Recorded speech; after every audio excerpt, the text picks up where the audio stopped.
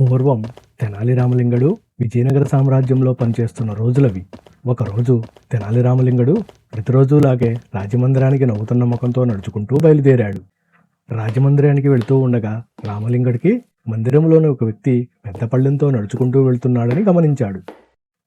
ఆ వ్యక్తి దగ్గరికి వెళ్ళగానే అతను పట్టుకున్న పళ్ళెంలో నుండి తియ్యటి వాసన రావడంతో రామలింగడు ఆశ్చర్యంగా నిలబడ్డాడు. పళ్ళెంలో పెద్ద పెద్ద మామిడి పండ్లు మెరుస్తూ వాటి నుండి తియ్యటి వాసన వస్తున్న రామలింగుడికి నోరూరింది.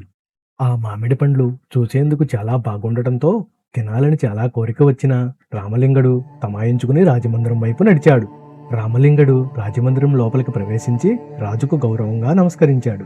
అతని వెనకాలే మామిడి పండ్ల పళ్ళెంతో లోపలికి వచ్చిన వ్యక్తి వెంటనే మామిడి పండ్ల పళ్ళెంను రాజు ముందు ఉంచాడు.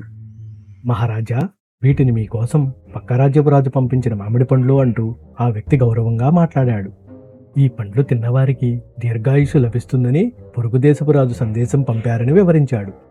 రాజు ఆ పండ్లు ఇక్కడ ఉంచి వెళ్ళు అని ఆజ్ఞాపించాడు. ఎదురుగా ఉన్న మామిడి పండ్లను చూసిన రామలింగుడికి మరీ ఎక్కువ నోరూరింది. ఒక క్షణం ఆలోచించకుండా వెంటనే రామలింగడు అందులో నుండి ఒక మామిడి పండు తీసుకుని చటుక్కున కొరికాడు. రాజు వెంటనే కోపంతో లేచి, ఏమిటి, మహారాజు కోసం పంపిన పండును నువ్వు తింటావా అని బిగ్గరగా అరిచాడు.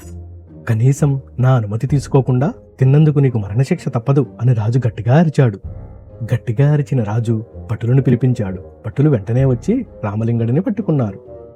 వాళ్ళు రామలింగడిని పట్టుకోగానే రామలింగడు గట్టిగా అరుస్తూ నటించడం ప్రారంభించాడు. అప్పుడు రామలింగడు గట్టిగా అరుస్తూ, అమ్మో, పక్కరాజు ఎంత దుర్మార్గుడు అని చెప్పాడు. మంచి పండ్లని చెప్పి విషపూరిత మామిడి పండ్లు మనకు పంపాడు అని బెదిరించాడు.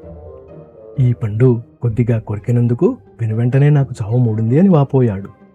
అదే పండు మొత్తం తిన్నవాడు ఇంకెంత ప్రమాదంలో పడతాడో అని అరవసాగాడు. రామలింగడి మాటలు విని మొత్తం మందిరంలో నిశ్శబ్దం నెలకొంది.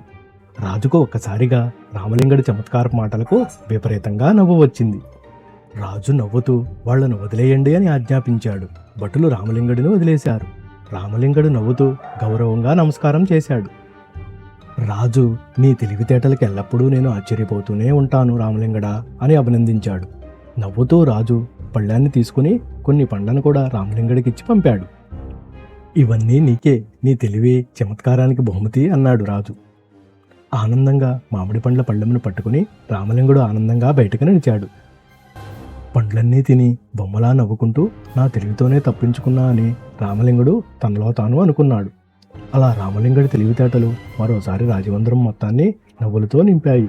ఆ రోజు నుంచి రాజమందిరంలో అందరూ రామలింగుడి చమత్కారాన్ని గుర్తించుకున్నారు.